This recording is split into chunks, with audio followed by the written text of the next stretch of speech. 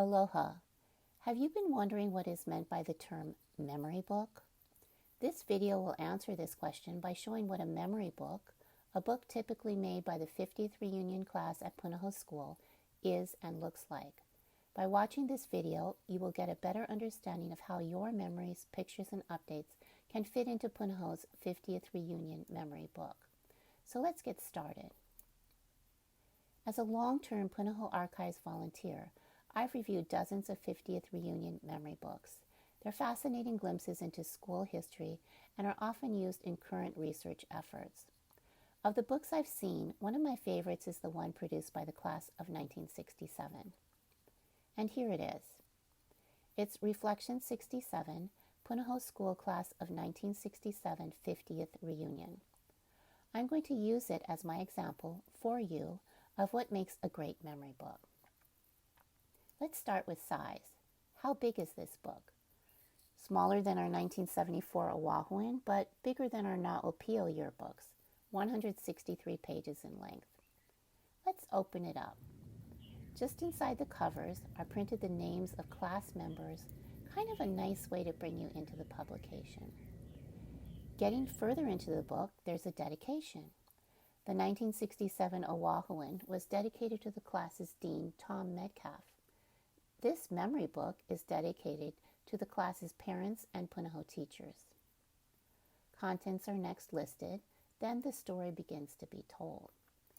In the foreword, classmates Tuck Newport and Martha Noyes review the times in which the class lived its student days. I am amused by Martha's closing line. So much has changed. More change will come, but the past is still part of us, and the Eldridge's May Day and Punahou's Caramel Cut are still here. David Paulison's preface follows, as does Mapuana de Silva's Oli. But just as when you get your Punahou bulletin, you quickly page to the class notes, the reader is here for news of classmates. And so our classmates, the next section is right there, and it includes profiles of 134 classmates. What's typical in these profiles? Well, given that each entry is submitted by the classmate, they're highly personalized. There's no typical entry. There are, of course, pictures that you would expect. Graduation, weddings, family, travels, grandchildren, and more grandchildren. These people are 67 years old after all. There are also pictures that intrigue.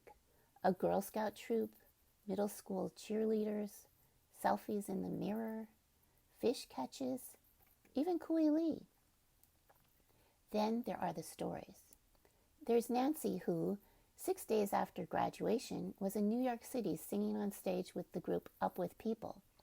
After a year of living out of a suitcase, she became a teacher and worked 48 summers as a ranger in Glacier National Park.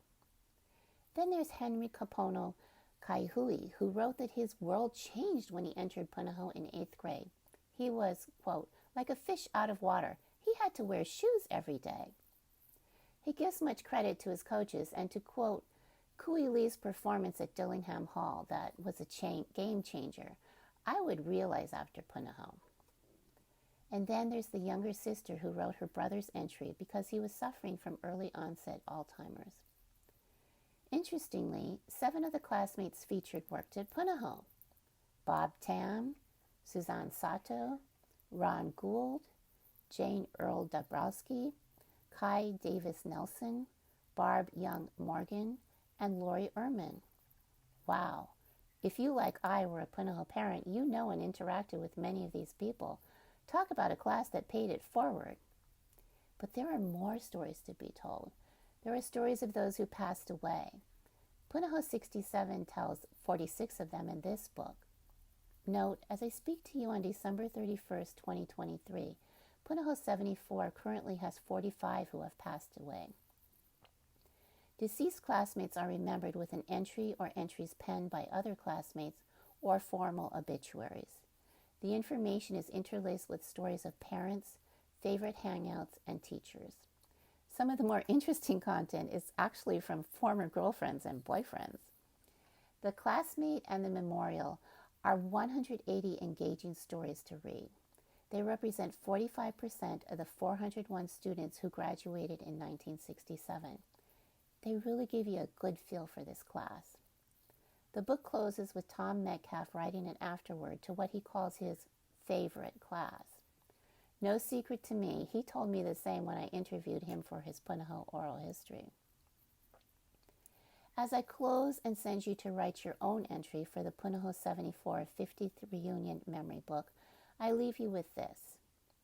In his preface to the 67 Memory Book, David Paulison wrote the following: "It is a privilege for us to gather our thoughts and then gather together for this 50th anniversary of our graduation.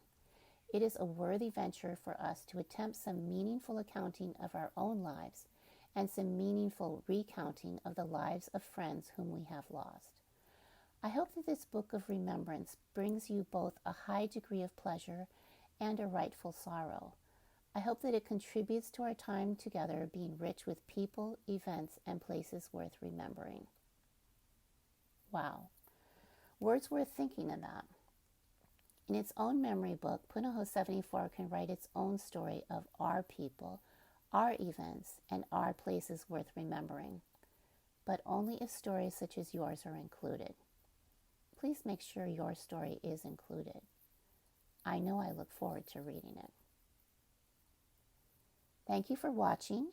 If you have additional questions, please contact a committee member or use one of the email addresses below. Mahalo, and see you in June 2024.